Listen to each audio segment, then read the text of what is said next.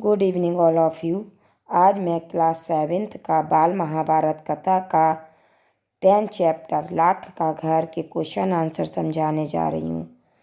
पहला क्वेश्चन, दुर्योधन पांडवों से ईर्ष्या क्यों करता था? इसका आंसर होगा कि पांडवों के शारीरिक बल और अर्जुन की बुद्ध कुशलता के कारण दुर्योधन पांडवों से ईर्ष्या करता था। दूसरा क्वेश्चन होगा इसका, पांडवों का नाश करने के लिए दुर्योधन ने किस किस का सहारा लिया? इसका आंसर होगा, पांडवों का नाश करने के लिए दुर्योधन ने अपने मामा शकुनी और मित्र कर्ण का सहारा लिया। नेक्स्ट क्वेश्चन है, पांडवों के विषय में पुरवासी क्या विचार रखते थे? इसका आंसर है, पुरवासी जगह जगह चर्चा करते थे कि गद्दी के उत्तराधिकारी तो युधिष्ठिर ही हैं। धृतराष्ट्र तो पांडु के अभाव में राजा बने थे। अब पितामह भीष्म का कर्तव्य है कि राज्य का भार युधिष्ठिर को दिला दें। युधिष्ठिर से समस्त प्रजा को न्याय की उम्मीद थी। नेक्स्ट क्वेश्चन है इसका, पुरवासियों की धारणा को जानकर दुर्योधन ने अपने पिता से क्या कहा? इसका आंसर होगा, पुरवासियों की धारणा को जानकर दुर्योधन ने धृतराष्ट्र से कहा कि पिताजी, जन्मांध होने के कारण आप राज्य से वंचित रहे और अब यदि युधिष्ठिर राजा बन गए तो हमारी तो पीढ़ियां ही इस अधिकार को ना पा सकेंगी। इसी का नेक्स्ट क्वेश्चन बनेगा, युधिष्ठिर के बारे में धृतराष्ट्र ने क्या विचार थे? तो इसका आंसर, धृतराष्ट्र युधिष्ठिर के विषय में कहते हैं कि युधिष्ठिर के विरुद्ध कुछ करना भी तो कठिन है।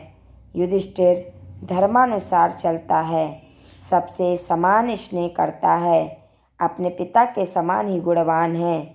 इसी कारण प्रजाजन भी उसे बहुत चाहते हैं। नेक्स्ट क्वेश्चन है, शकुनी के मंत्री कर्णिक नाम के ब्राह्मण ने धृतराष्ट्र को क्या सलाह दी? इसका आंसर होगा, कर्णिक ने राजनीतिक चालों का भेद बताते हुए अनेक उदाहरणों एवं प्रमाणों से अपनी दलीलों की पुष्टि की। अंत में बोला, राजन, जो ऐश्वर्यवान है वही संसार में श्रेष्ठ माना जाता है।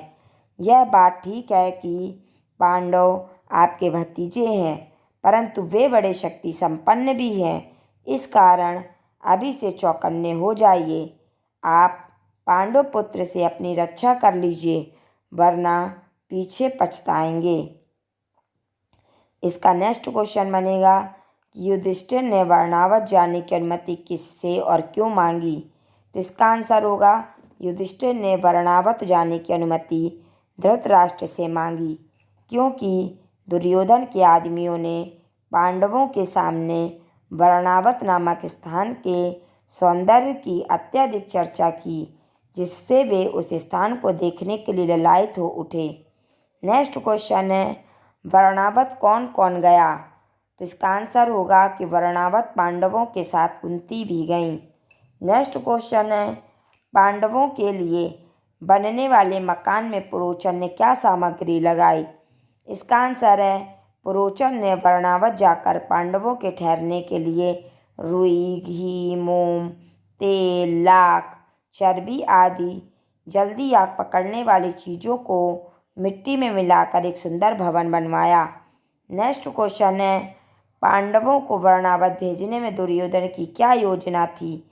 इसका आंसर है कि पांडवों को वर्णावत भेजने में दुर्योधन की यह योजना थी कि कुछ दिनों तक पांडवों को लाख के भवन में आराम से रहने दिया जाए और जब वे पूर्ण रूप से निश्चिंत हो जाएं, तब रात में भवन में आग लगा दी जाए, जिससे पांडव तो जलकर भस्म हो जाएं और कौरवों पर भी कोई दोष ना लगा सके।